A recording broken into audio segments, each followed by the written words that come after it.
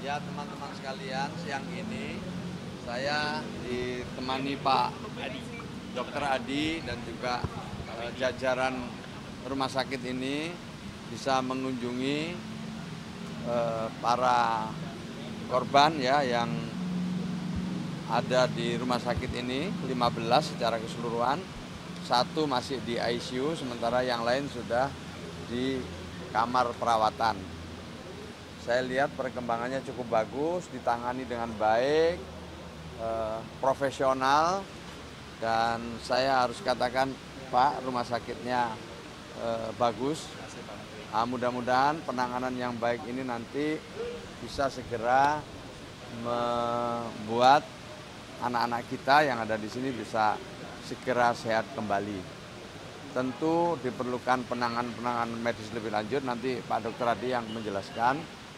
Kami akan terus berkoordinasi dengan orang tua para korban untuk melakukan tindak lanjut, terutama nanti di rehabilitasi sosialnya.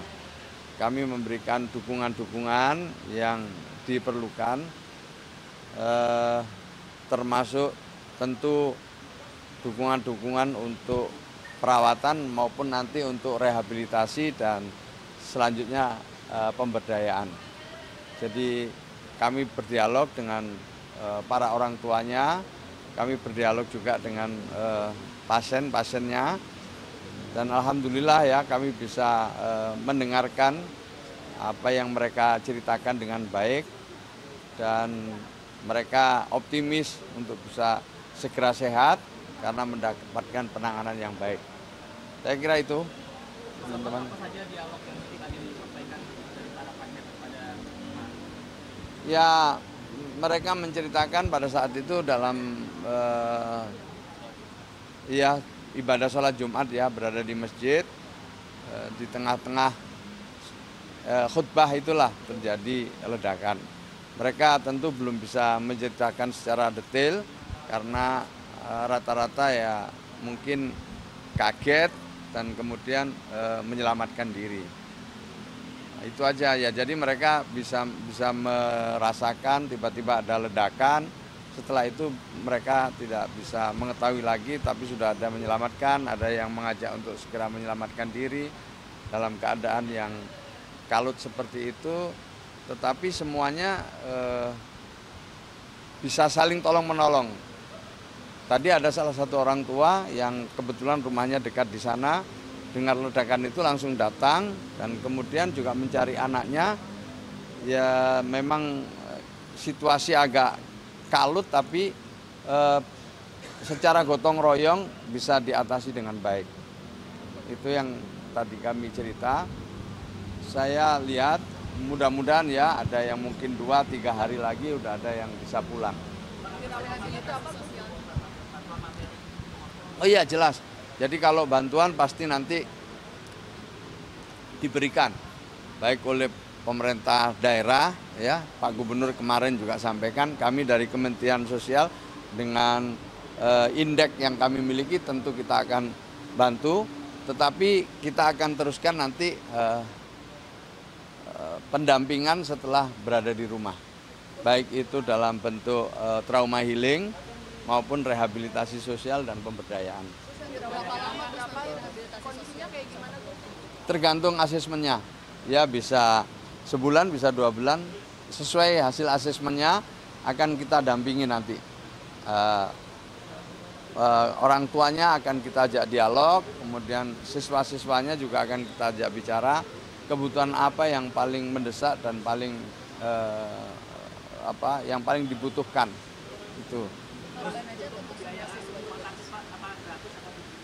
Jelas gratis itu, tapi nanti siapa yang membayar nanti kita diskusikan. Tapi itu pasti ada yang membayar. Pasti pemerintah akan membantu. Menjawab langkah selanjutnya akan apa ini? Kami dengan pendamping ya di sini yang baju biru itu adalah pendamping kami yang akan menindaklanjuti ya, melakukan asesmen, kemudian ya memberikan dukungan yang diperlukan. Bantuan itu Korban yang sampai mengalami gangguan telinga dan kemungkinan akan jadi tunarungu itu bagaimana Pak? Yang tadi saya nanti Pak Dokter ya yang jelaskan ya, tapi yang ada di sini tadi yang sudah ada di kamar perawatan, memang rata-rata keluhannya adalah telinga. Nanti diceritakan ya. Tetapi bisa diajak dialog, bisa diajak dialog dan mudah-mudahan lah bisa pulih. Ada satu yang di ICU memang yang masih dalam perawatan insentif yang nanti silakan dok dijelaskan bagaimana kondisi pasien kita. Silakan dok, monggo dok. Ya baik, terima kasih Pak Menteri. Izin saya menyampaikan. Maju dok ya. Ya, izin saya Pak Menteri menyampaikan kondisi terkini di Rumah Sakit Yarsi. Kita ada 15 pasien saat ini dirawat di Rumah Sakit Yarsi dengan kondisi yang sudah disampaikan oleh Pak Menteri bahwa ada satu yang dalam kondisi kritikal, itu dirawat hari ini di ruang intensif oleh dokter pediatrik intensif care kita. Kondisi pasien memang kemarin ada prosedur pembedahan emergensi dilakukan karena ada trauma pada saluran cerna yang bersangkutan dan ada tata laksana lanjutan yang akan kita siapkan. Jadi mungkin akan ada prosedur kedua untuk operasi lanjutannya terkait dengan kondisi kesakitan pasien. Sedangkan pasien yang 14 sisanya itu berada di ruangan, kondisi stabil, memang ada beberapa yang hearing loss, ini sedang kita lakukan anamnesis dan diagnostik lanjutan oleh teman-teman dari dokter spesialis THT kita. Itu akan di-review nanti untuk melihat seberapa berat kondisi gangguan pendengarannya. Cuman disampaikan Pak Menteri tadi, alhamdulillah yang sudah kami lihat pagi ini semuanya membaik ya Pak Menteri. Jadi kemarin saya waktu bertemu langsung di lapangan itu memang rata-rata nggak mendengar sama sekali dan mengeluh berdenging ya. Tadi sudah bisa diajak bicara, ngobrol dan diskusi dengan Pak Menteri. Jadi kami optimis akan bagus hasilnya.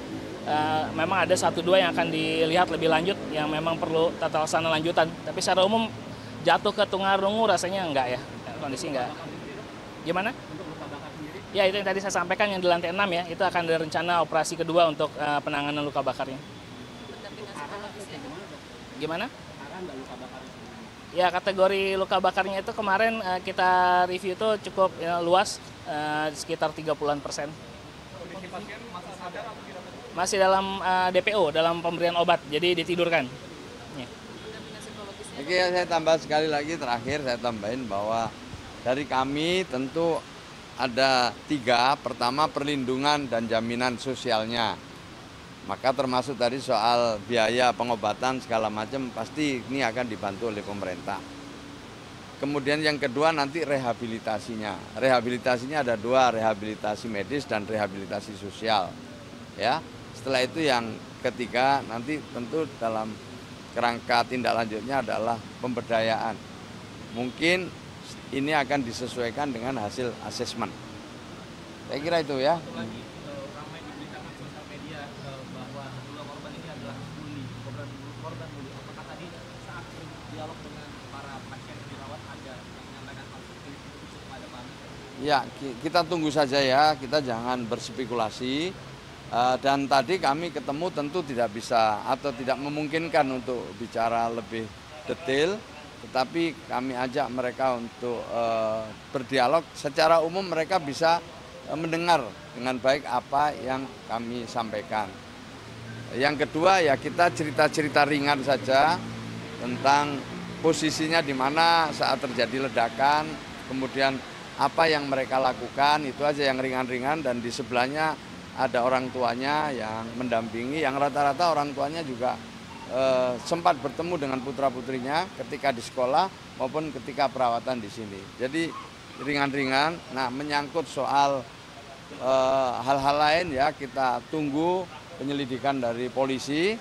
Ya, kita perlu mendengarkan penjelasan resmi, tidak terbawa oleh berita-berita hoax, berita-berita yang mungkin belum tentu benar. Itu aja. Bahwa nanti kebenaran berita itu seperti apa, kita tunggu beberapa waktu ke depan ya. Ya, trauma masih ada, masih nampak trauma, tetapi dari hasil dialog saya dengan Pak Dokter tadi saya lihat ada semangat kuat dari anak-anak untuk bisa segera sembuh.